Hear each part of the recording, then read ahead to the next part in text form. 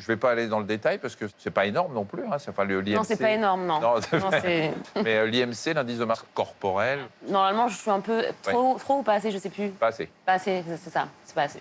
Mais bon, ça va, je suis en pleine santé encore. Et pourquoi? Parce que vous mangez pas, vous faites du sport vous faites... Parce que je suis quelqu'un de très angoissé même en mangeant, tout est assimilé très vite et voilà, je suis vite contrariée, je suis vite angoissée, tout simplement. Alors justement, vous avez une phobie? Elles sont très perturbantes, vos questions. Oui, allez-y, pardon. Non, mais soyez pas perturbés, vous êtes chez le médecin. On n'aime pas ça déjà de base. Le médecin, l'hôpital, tout ça. Vous n'y allez pas chez le médecin? Très rarement. Oui, il faut qu'il y ait une urgence, quoi, en général. Vous avez une phobie? Oui. Laquelle? Je suis hémétophobe.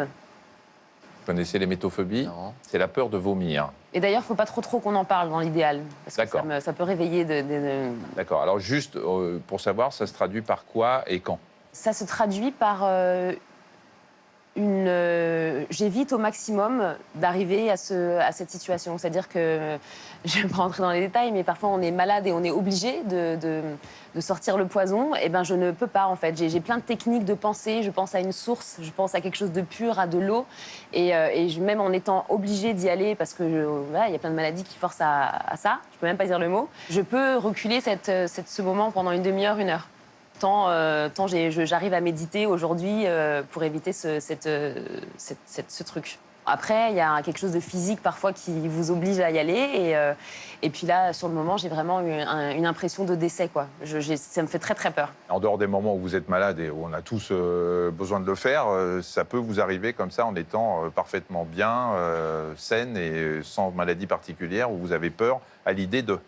Ah bah si on en parle, si je vois quelqu'un, si j'entends ce bruit, ça peut déclencher le retour. Il y en a qui ont ce genre de problème et qui même s'excluent complètement de la vie sociale parce qu'on décide de ne plus sortir de chez soi, peur d'avoir ce genre d'acte. Oui, j'emploie pas le mot. Hein, ouais. J'évite. Vous n'en êtes pas là quand même, parce que sinon vous ne seriez pas artiste et vous ne pourriez pas vous produire sur scène. Non, j'en suis pas arrivée ici, et heureusement, mais j'arrive encore à avoir une vie sociale. Et puis je crois qu'il y a aussi, à un moment donné, le mental qui joue beaucoup.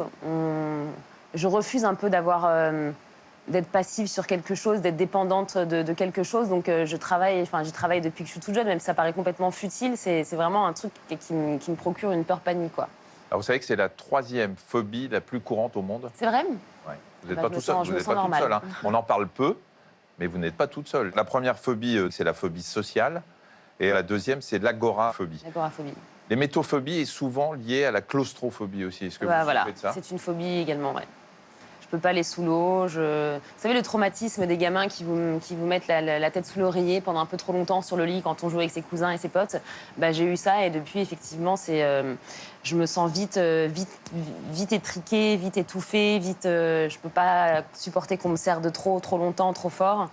Et voilà, quoi. C'est l'ascenseur, pareil, c'est compliqué. Et comment vous faites justement pour monter dans un ascenseur? Je le prends, pareil, je combats cette C'est-à-dire phobie. au moment où vous allez monter dans l'ascenseur, vous essayez d'avoir des pensées qui vous permettent d'éviter l'angoisse? Alors là, j'essaye de ne pas y penser. C'est comme les tunnels, j'aime pas les longs tunnels, j'essaye de ne pas y penser. Et là, je fais autre chose.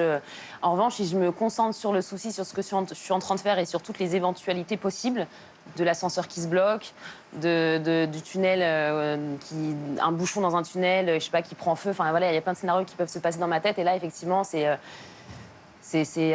du malaise, c'est une chaleur, Est-ce que vous avez essayé de traiter ça, de voir des spécialistes? Non, je vous dis, je vais pas voir le médecin.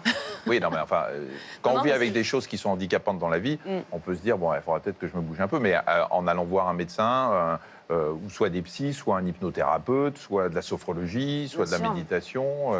Non, j'ai jamais essayé, mais effectivement, c'est à un moment donné où on devient adulte et on liste toutes ces problématiques.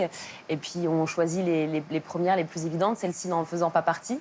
Mais il y a un jour où je ferai le pas et... Vous m'appelez, je vous donnerai l'adresse de spécialistes. Pour l'instant, je vais vous faire un petit check-up quand même. Hein. Je vais